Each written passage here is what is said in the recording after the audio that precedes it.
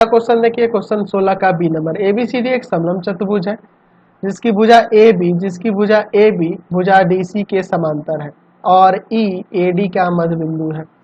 यदि बीसी पर बिंदु जी इस प्रकार है कि रेखाखंड ईजी समांतर है डीसी के, ईजी समांतर है डीसी के, तो सिद्ध करना है कि ईजी जो होगा 1/2 होगा ए बी प्लस डीसी के। चलिए इसको देखते हैं।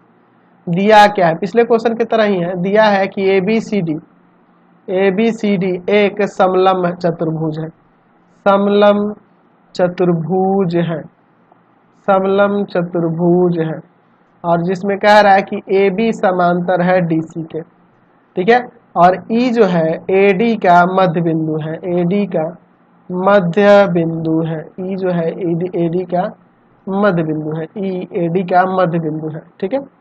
अच्छा, और हमारे पास दिया है कि ई जी समांतर है डीसी के, तो सिद्ध करना है, तो सिद्ध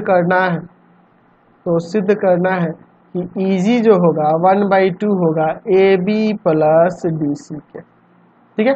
चलिए इसका प्रमाण देखो, बहुत ही सिंपल सा क्वेश्चन है। चलो त्रिभुज ए डी सी में आओ, इसमें आओ, इस वाले में।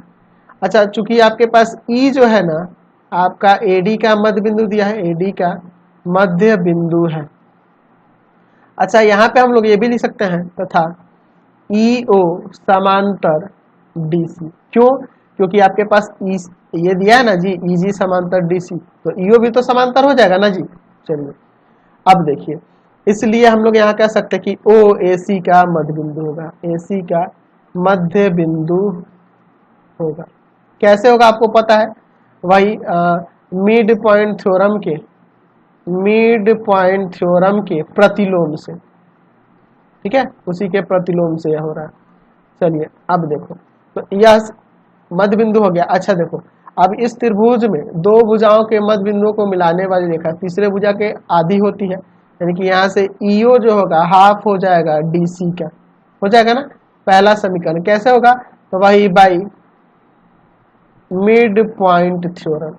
चलिए उसी तरह से अब चलते हैं, चूंकि ओ एसी का मध्य बिंदु है, ओसी का मध्य बिंदु है, मध्य बिंदु है। अब किस में बात करेंगे, हम लोग त्रिभुज ए बी सी में चलते हैं, त्रिभुज ए बी सी में, क्योंकि ओ एसी का मध्य बिंदु है।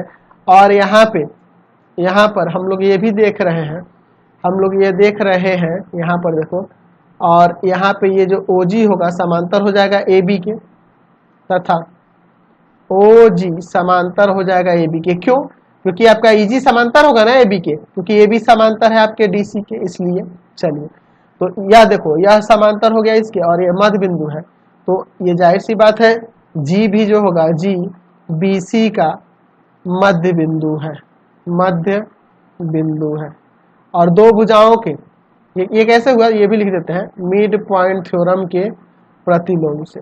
अच्छा, अब दो भुजाओं के मध्य बिंदु, दो भुजाओं के मध्य बिंदु ये और ये देखो, त्रिभुज के ए बी सी के दो भुजा बी सी और ए सी के मध्य बिंदु ओ और जी है, इनको मिलाने वाली रेखा तीसरे भुजा की आधी नहीं होती है, यानी कि यहाँ पर हम लिख सकते हैं कि ओ जी जो होगा, ओ जी आधा हो जाएगा किसका, ए बी का।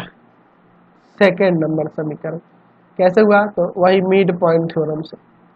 समीकरण 1 तथा 2 को जोड़ने पर, समीकरण 1 तथा समीकरण 2 को जोड़ने पर, चलिए दोनों को जोड़ देते हैं, जोड़ेंगे।